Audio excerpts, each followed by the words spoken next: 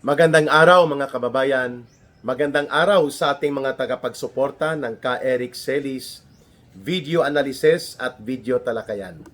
Sa oras na ito ay bibigyan po natin ng pagpapaliwanag ito pong dumog na taktika na ginagawa ngayon all-out demolition attack kay Vice President Sara Duterte. Nagsama-sama na po pati pare, madre, pastor, at pati na lang, kulang na lang ay isama nila si Satanas sa alyansa nila nito na mga komunista at hilaw na komunistang grupo na lahat po ay nakalinya upang pagtakpan at tabun-tabunan ang malawakang pandarambong at korupsyon na totoong nagaganap sa ilalim ni Marcos Jr. at nila Romualdez. While silent sila, ang grupo ng mga pare, madre, pati obispo, pastor, at sabi ko nga, kulang na lang ay bitbitin itong grupong ng Akbayan ng hilaw na komunistang grupo nila Hontiveros at grupo ng CPP, NPA, NDF na mga urban operatives ay kulang na lang bitbitin nila ang si Satanas para mag-file ng impeachment complaint laban kay Vice President Sara Duterte. Ano po ang ipinapakita nito? Ito po ay isang taktika.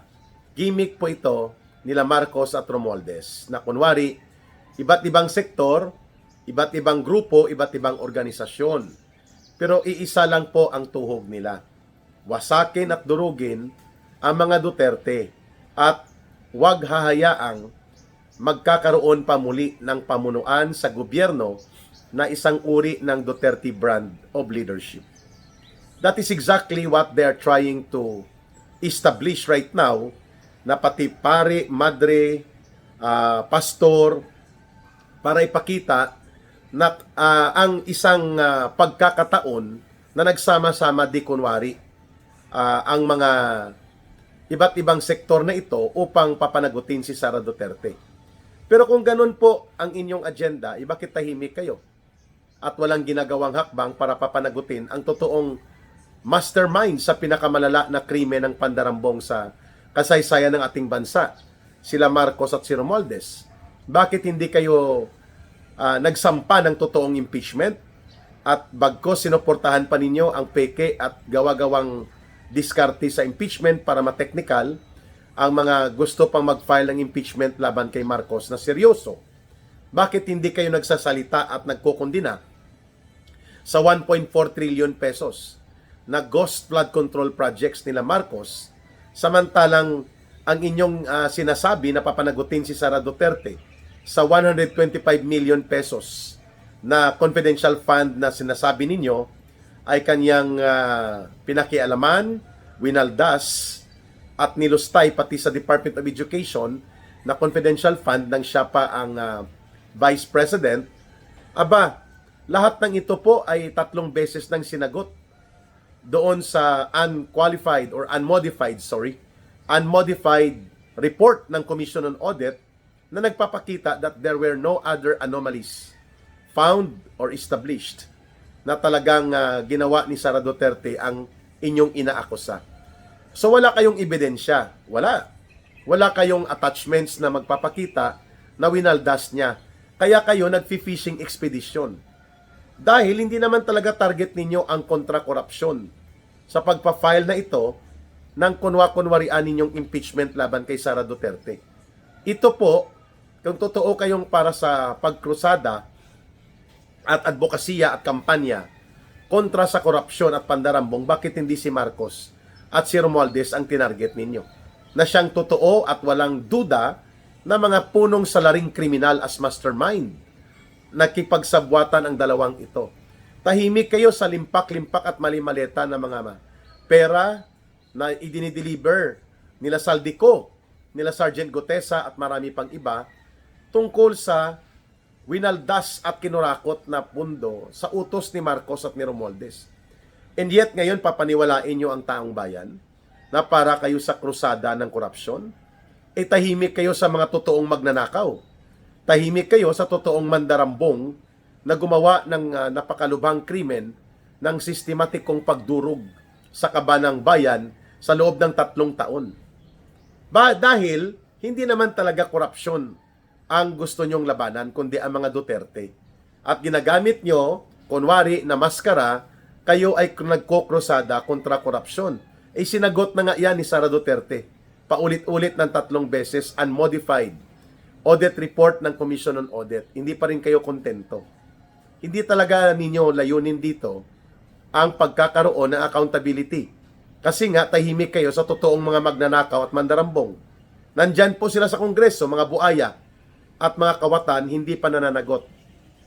Binulgar na lahat-lahat ni Saldico ang sindikato ni Marcos at nila Romualdez at may nagpatutuon ng mga testigo, mga pangyayari at mga kaganapan at pati na po ang mga dokumento and even ang mga revelations ng mga raming testigo, Yusek Bernardo, Yusek Cabral Files, si Alcantara, si Hernandez, si Gutesa, ang mag-asawang Diskaya, si Saldico na inner circle ng sindikato nila Marcos at Romualdez. Why are you silent about this? Therefore, kayo ay mga ipokrito at bayaran na binuo lamang ang grupong ito na mga pare, madre, pastor at pinangunahan ng grupo ng mga yellow and pink zombies, no? Nila Dilima at nila Hontiveros sa hilaw na komunistang grupo ng Akbayan at isa pang alyansa sa mga urban operatives ng Communist Terrorist Group ng CPP, NPA, NDF. Binuo po sila hindi para sa pananagutan kundi para sa pagtatabon at pagtatanggol sa kurakot at mandarambong na gobyerno ni Marcos. At pangalawa, bakit nila ginagawa ito kay Sara Duterte? Dahil takot na takot po ang mga grupong ito, kagaya ng Akbayan, mga hilaw na komunista, yellow and pink zombie ni Dilima at nila Trillanes, ang CPP, NPA, NDF, sila Marcos, takot na takot po sila na mangibabaw muli sa isang hayag, lantad at honest, objective and makatotohanan ng eleksyon. Hindi po sila mananalo. Magsama-sama pa sila, pati ang mga aliporis ni Satanas sa impyerno, dalhin pa nila, hindi sila magtatagumpay kay Sara Duterte in an open, fair, honest, and objective elections. Kaya nila ito ginagawa. To remove Sara Duterte from power as Vice President and, of course, para po, hindi na siya makakatakbo pa muli sa pagiging presidente sakali mang isurvive ni Marcos ang nalalabing mga taon, no? 2 taon kalahati na lang si Marcos sa kanyang termino, ay kapag na-survive niya po itong hindi magkaroon ng people power kaagad at aabot doon sa pagtatapos ng kanyang termino sa 2028 at magkakaroon ng eleksyon, sigurado po na ilalampaso sila. Hindi sila uubra kay Sara Duterte. Kaya ngayon pa lang, itong mga aliporis nila, hindi pa sila kontento doon sa kunwaring mga NGO na piki nila, mga non-government organizations at tinatawag na evil society forces. Nag-hire pa ng mga pari, madre at mga pastor. Sabi na Tornito Pasio, dapat binitbit nyo na ang gang ni Satanas at ginawa nyo na rin complainant laban kay Sara Duterte. Okay din to mga birada ni Attorney Perdito Pasio, ano, mga kababayan. Kaya, ito po ay taktika para magkaroon ng semblance of multi-sectoral efforts upang ipa-impeach si Sara Duterte. That's number 1. It's propaganda, it's optics. Yan po ang purpose niyan para lumabas na marami ang complainant at hindi lamang politiko at mga grupo na mga traditionally ay kalaban talaga ng mga Duterte na ginagamit namang kaalyado at mercenaryo or mga attack dogs ni Marcos. That's number 1, no? Propaganda and yung pamimeke na kunwari maraming sektor ang nagrereklamo laban kay Sara Duterte. Pangalawa, it's all about harassment and intimidation.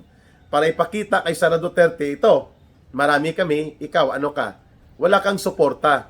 Maingay lang ang iyong social media, maingay lang sa survey na ikaw ay sikat at pinagkakatiwalaan at minamahal ng Pilipino, pero nandito kami, marami kaming grupo. So that is a form of harassment and intimidation, political operation ang tawag po dyan. Para magkaroon ka ng psychological effect. Aba, ang dami, may mga pari, madre, pastor, may mga iba't ibang personalidad at organisasyon. That is a tactics of dumog. No? Taktika po yan ng dumog.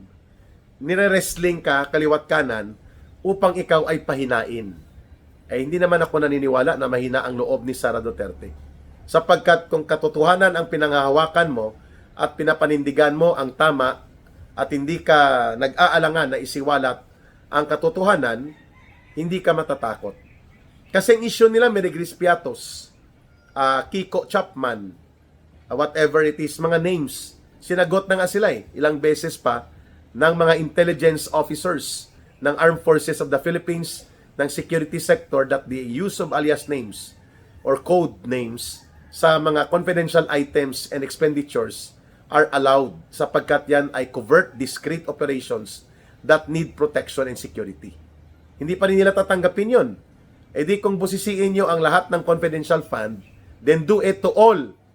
More than almost 300 plus, almost close to 400 government agencies na mayroon po mga confidential fund and intelligence fund. Busisiin nyo pati kay Marcos, taon-taon mahigit 5 bilyong pesos ang confidential fund and intelligence security fund ni Marcos. More than 5 billion pesos yan, mga kababayan. Hindi busisiin nyo rin ito. Di po ba? Para hindi kayo lumabas na selective. At busisiin nyo na rin pati ang mga state secrets ng National Intelligence Coordinating Agency, ng Intelligence Service of the Armed Forces of the Philippines, at iba't ibang mga agencies of intelligence and security units ng Armed Forces at ng Philippine National Police at ng security sector, pati sa DILG at sa Department of Justice, sa Bureau of Customs, sa Ombudsman, at pati po sa Bureau of Immigration and Deportation. Lahat ng ito, lalo na sa Office of the President na may malaki, pinakamalaki, mahigit 5 bilyong piso ang nandyan po sa confidential fund ni Marcos taon-taon. O ba't hindi nyo ito chinecheck? Bakit kay Sara Duterte lang? Because ang target nila is to remove Sara Duterte, not to hold her accountable. The impeachment operations na inilulunsad ngayon, itong pinakamarumi, pinakabaluktot na impeachment process, kung kaya nga nireview ito ng Korte Suprema at eventually nabasura ito.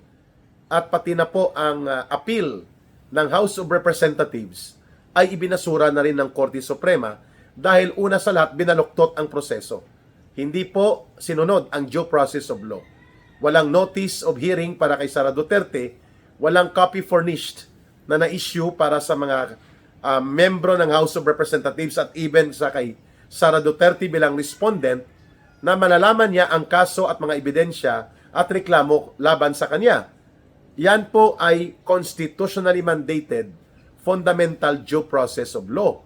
Kaya ibinasura ng Korte Suprema dahil binaluktot nyo ang proseso. Wala ding equal protection of law, hindi nga dineliberate, hindi nga diniscuss sa Committee on Justice. Basta na lang pinagpapirmahan, walang butuhan at diskusyon sa plenaryo ng Kongreso. Basta iniakyat at pinalusot at upang ito ay gamitin na baluktutin ang proseso, may mga panunuhol pang pagbubunyag na mahigit 200 billion pesos ang ginamit na pera para suhulan ang mga pumirma ng impeachment ni Sara Duterte last year. Kaya ito po ay hindi umusad. So ngayon, nais po ng grupong ito na ipakita na ito this time may mga pari na, may mga madre, pastor, at iba't ibang mga evil forces nila na tinatawag nilang civil society. Pero actually, evil society ang tawag sa kanila dahil konektado sa mga bulok na politika ng yellow and pink nila Dilima at ng mga grupo ni Hontiveros na mga hilaw na komunista. Nagsama-sama na sila. And this is the first time na nakita natin na ang Vice President ang tinatarget nilang tanggalin, bagamat hindi naman siya ang presidente at hindi rin po siya ang mastermind sa mahigit 1 trilyong pesos na pandarambong at pagnanakaw at pangungurakot, siya ang tinatarget. Because it's not about corruption issue. It's not about accountability. It's about power. Na alam nila na kapag umabot pa ang next year, 2027, mahihirapan na silang itulak ang impeachment laban kay Sara Duterte dahil yan po ay election year preparation. So ang patutunguhan po niyan ay maghahanda na ang lahat kung papaano nila haharapin ang isang very formidable, very popular, and equally as strong as a candidate and as a leader, kagaya ng tatay niya na si Digong Duterte, itong si Vice President Sara Duterte. Kaya inagahan na po nila ang maniobra.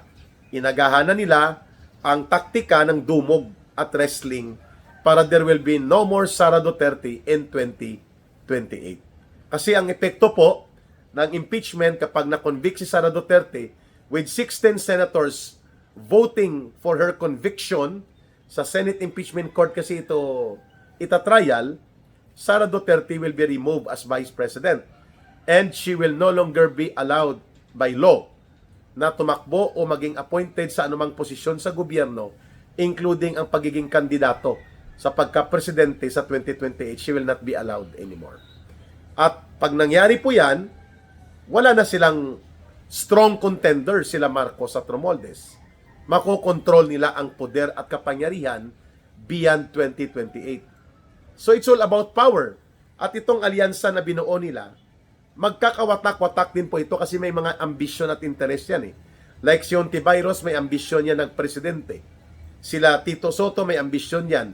Either magpresidente o mag-vice president. So ito mga alyansa nito, mga Tolpo brothers, ginagamit lang ito tactically, pansamantala, para pagtulong-tulungan na madurog nila ang isang Sara Duterte so that the remaining political influence of the Duterte political brand of leadership will be paralyzed and eliminated.